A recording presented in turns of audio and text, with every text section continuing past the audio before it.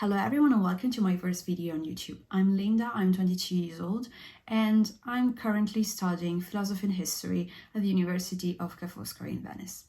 I'm Italian, but I decided to start this experience in English because I thought that might get me more reachable, and also because one of my biggest dreams is to maybe one day going to study abroad, and so I thought that this might help me.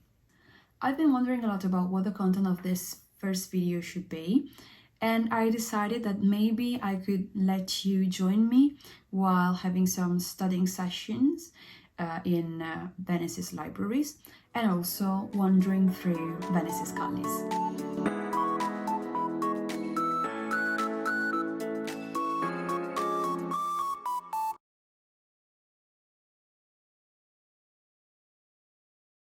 After breakfast, as I wrestle with my rebellious hair and do my skincare routine, I'm well aware I'll be late for my train. Yet as I apply sunscreen, I just think that the rush to catch the train will be a future me's concern and not the current me's one.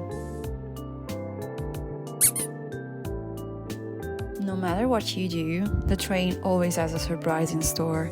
You wake up early, leave home on time, only to find the train arriving late. And if you happen to be running behind schedule, the train's timing becomes even more unpredictable, sometimes leaving ahead of schedule, some others arriving later than what you hoped. Despite the train being a major disappointment for commuters, looking out the window is quite satisfying. Just look at those beautiful raindrops. Just arrived at Venice station. I don't know where that sushi comes from. I never ever seen it before. During my first weeks back at university, I've seen many sides of Venice. Even the rainy and foggy days aren't too bad. Fewer tourists, but also perpetually wet feet, no matter how waterproof your boots are. On a sunny day like this one, with not a cloud in sight, your main task you'll have to do in Venice, which is walking, becomes a delight. The air is crystal clear, the colors more vivid, and the lagoon shimmers under the warm sunshine, making everything feel more cheerful and vibrant. There's a but. You might find some traffic, like just a little bit. And when you're rushing to make it to your lesson on time, trying to compensate for the train delay, this can become quite annoying. Unfortunately, in Venice, there aren't any traffic regulations establishing minimum speeds or basic rules like not stopping randomly in the middle of the calle without any justifiable reason. However, during this period, I didn't have any morning classes, so my routine involved heading straight to the humanistic library as soon as I could.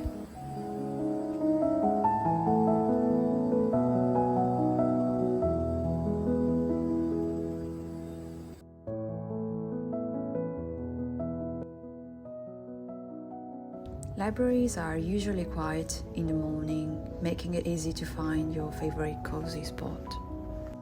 During the first study session of the day, I usually try to review the notes from my previous day's class. This process usually takes a while because we typically aren't provided with PowerPoint slides, so we have to rely on our imagination or on our classmates to fill the missing points.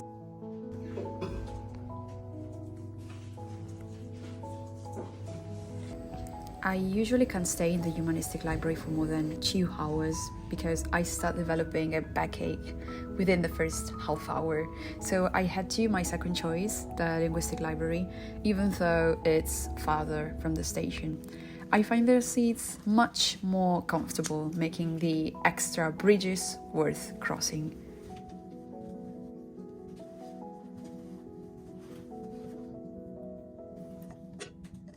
I usually start this new study session with the books I selected for my Kierkegaard's class. Our teacher allows us to choose 2 books from a list. We had to select one written by Kierkegaard and another by a researcher who studies Kierkegaard. I picked Kierkegaard's The Balance Between the Aesthetic and the Ethical in the Development of Personality, which is part of Either or, and a biography of Kierkegaard written by Joachim Garf, one of the most prominent researchers on him. I admired Kierkegaard since the first time I encountered his work in high school, after studying the idealistic philosophers, and overall after encountering Hegel, the big boss everyone is afraid to encounter on their path. Kierkegaard's existentialism felt like a breath of fresh air. And I don't mean to say he's an easy philosopher to study by any means, nor is he particularly optimistic. He discusses the opportunity we have to choose what we want to do and to become who we want to be. However, this choice is not an easy one. Instead, it's our human burden. Our anguish over choosing is our constant companion. But this thought was still a less shocking experience than the first time I had to study Hegel. After attending my day's classes, which isn't too many at the moment, I usually return to the linguistic library to study a bit longer, at least until my brain reaches its limit. When I feel too drained, like right now, I attempt to plan my following day. I must admit I'm not a planning guru at all. I'm quite chaotic by nature and have always done things without much planning. My actions were often spontaneous bursts of energy. I did things when I felt like doing them, often finding myself rushing on the last day to finish everything. The only subject I approached methodically was philosophy, as it was my favorite subject. However, now that I am at university, my chaotic approach is quite difficult to manage. I've realized that planning isn't just helpful, but it can also be enjoyable, as I discovered with an app I recently found. So I'm not very keen yet on planning. I recognize its power and I need to make it part of my routine. After a long day of walking, reading and listening, it's time to head back home with my study buddy.